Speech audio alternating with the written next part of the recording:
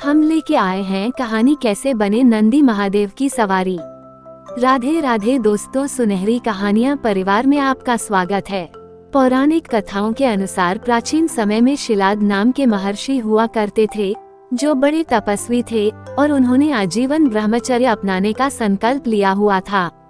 लेकिन कुछ समय बीतने के बाद महर्षि शिलाद को इस बात का एहसास हुआ कि उनके ब्रह्मचर्य के संकल्प की वजह से उनके वंश की समाप्ति हो जाएगी और उनके वंश में कोई भी पितरों का नाम लेने वाला नहीं रहेगा। ऐसे में महर्षि शिलाद ने भगवान इंद्र की कठिन तपस्या की और जब इंद्र भगवान ऋषि की तपस्या से प्रसन्न होकर प्रकट हुए तो उन्होंने भगवान से यह वरदान मांगा कि वो उन्हें जन्म मरण के बंधन से मुक्त पुत्र प्रदान करें।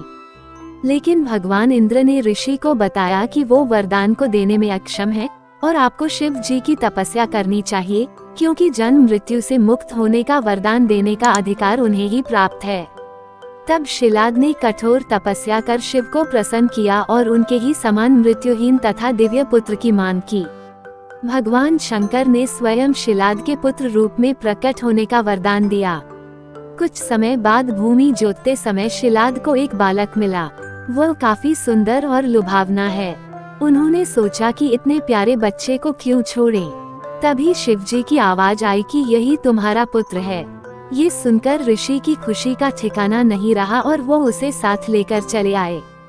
इस बच्चे का नाम नंदी रखा गया और उसका लालन पालन करने लगे। शिलाद मुनि ने नंदी को सभी वेदों का ज्ञान दिया। एक बार ऋषि के आश्रम पर मित्र और वरुण नाम के दो मुनि शिलाद के आश्रम में आए। ऋषि ने उनका खूब आदर सत्कार किया। वे सन्यासी प्रसन्न हो उठे और उसे दीर्घायु का आशीर्वाद दिया, मगर उन्होंने नंदी के लिए एक शब्द भी नहीं बोला। जब ऋषि ने इसका कारण पूछा तो उन्होंने बताया कि नंदी अल्पायु है, इसलिए ही हमने आशीर्वाद नहीं दिया।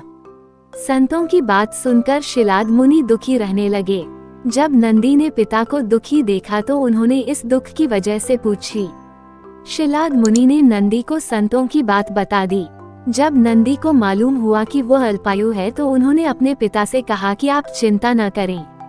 नंदी ने ऋषि शिलाद से कहा कि मेरा जन्म भगवान शिव की कृपा से हुआ है और वे ही मेरी रक्षा करेंगे। इसके बाद नंदी भगवान शिव की स्तुति करने लगे और कठोर तप किया।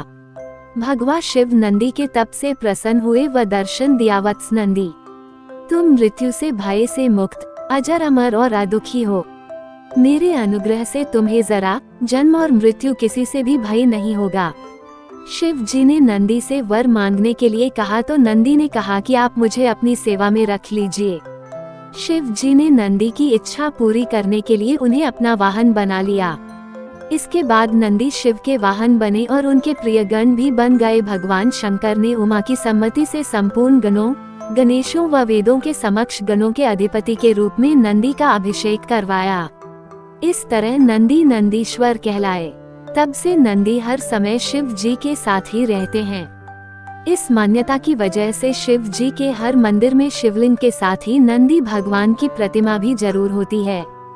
नोट: नंदी के कान में मनोकामना क्यों कहते हैं? शास्त्रों में बताया गया है कि शिव जी तपस्या में बैठे रहते हैं।